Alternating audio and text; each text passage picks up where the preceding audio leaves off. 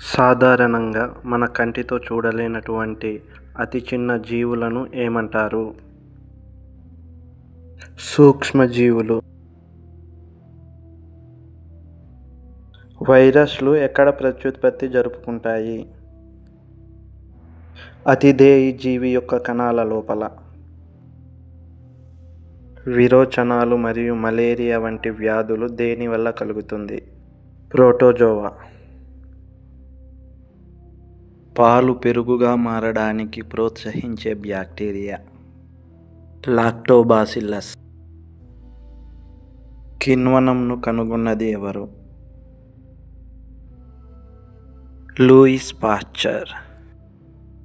చక్కెరను ఆల్కహాల్గా మార్చే ప్రక్రియను ఏమంటారు? కిణ్వనం.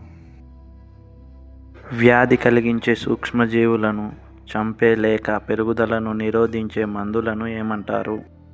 సూక్ష్మజీవనాశకాలు. శిలీంధ్రం యొక్క సిద్ధబీజాలను కనుగొన్నది ఎవరు? Alexander Fleming. మశూచి వ్యాధికి టీకాను కనుగొన్నది ఎవరు? Edward Jenner. వాతావరణం నుండి నత్రజని గ్రహించి నేలలో స్థాపన చేయడం, నేలను సారవంతం చేసే సూక్ష్మజీవులను ఏమంటారు? జీవనత్రజని స్థాపకాలు.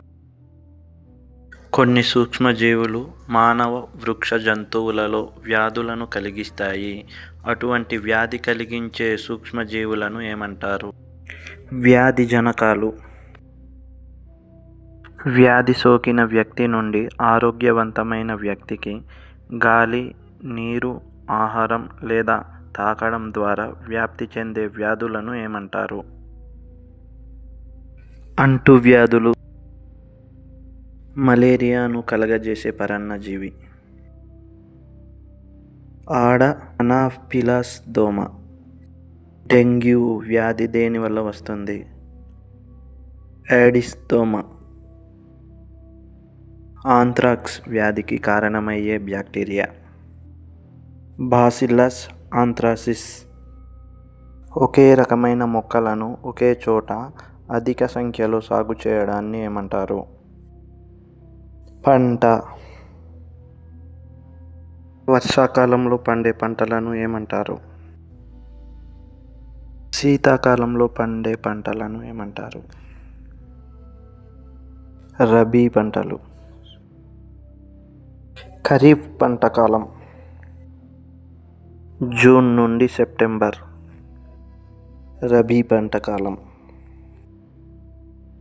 అక్టోబర్ నుండి మార్చ్.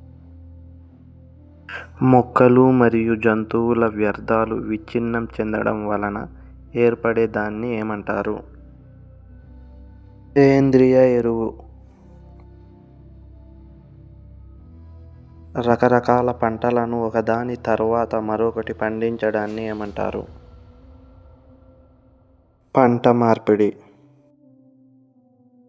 నియమిత సమయాలలో పంటకు నీటిని అందించడాన్ని ఏమంటారు? నీటిపారుదల. మొక్కలు ఆరోగ్యంగా పెరగడానికి పోషకాల రూపంలో నేలకు అందించే పదార్థాలను ఏమంటారు? ఎరువులు.